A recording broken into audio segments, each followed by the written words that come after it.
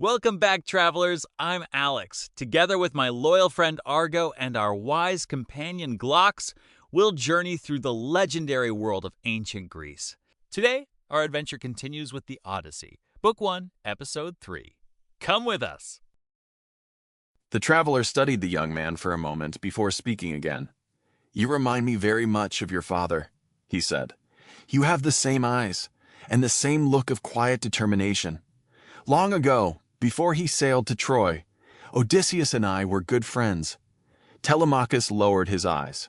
"My mother tells me I am Odysseus's son," he answered softly. "But how can any child truly know his own father?" He sighed. "Sometimes I wish I were the son of an ordinary man, someone who had lived peacefully in his own home and grown old among his family. Instead, they say I am the son of the most unfortunate man in the world." The traveler listened with kindness. Then his gaze drifted across the great hall. The suitors were still feasting.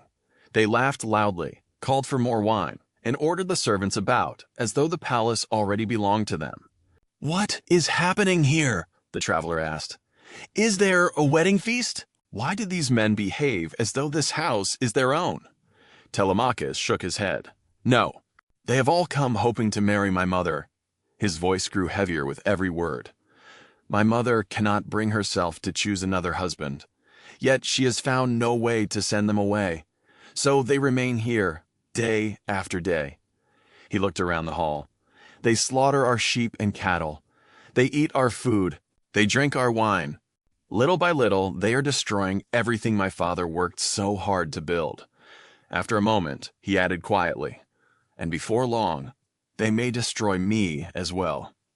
The traveler's expression became stern.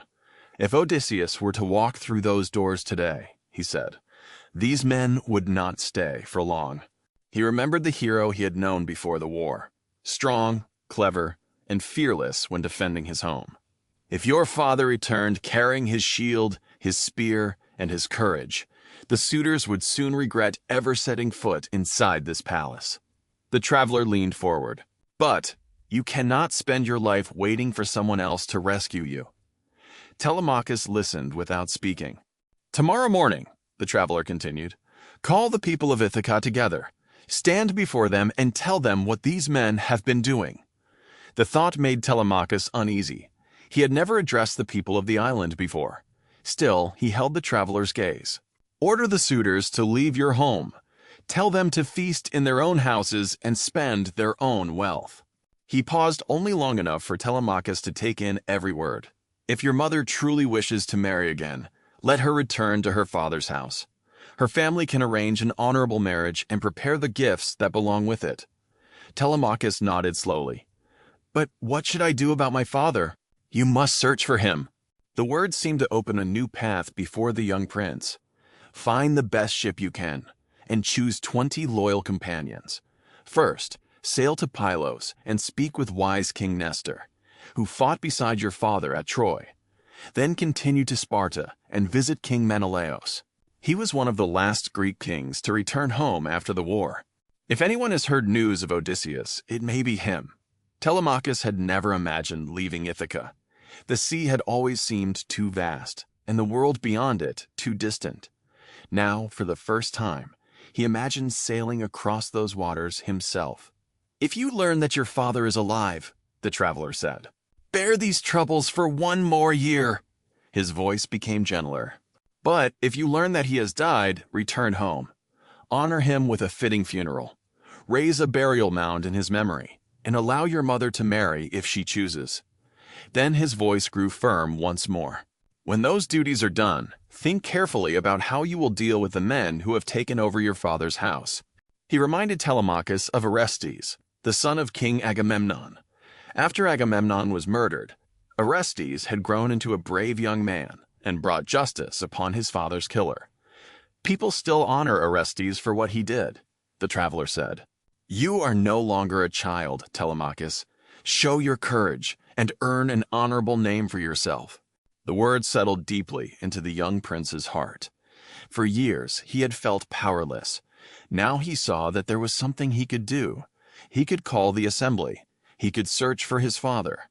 he could defend his home. At last, the traveler rose. "My crew will be waiting for me," he said. "It is time for me to return to my ship." Telemachus stood as well. "You have shown me great kindness," he said. "Please stay a little longer. Rest before your journey.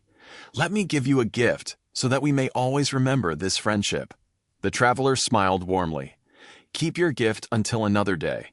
When we meet again, we shall exchange gifts as true friends do." With that, he stepped outside the palace. Before Telemachus could speak again, the traveler suddenly rose into the air. Like a bird riding the wind, he disappeared into the bright sky. Telemachus stood perfectly still. No ordinary traveler could have departed in such a way. A god had visited his father's house. The stranger's words, the miraculous departure, and the courage now growing within him could mean nothing else. Though Telemachus did not yet know which of the immortal gods had come to him, the meeting changed something deep inside his heart.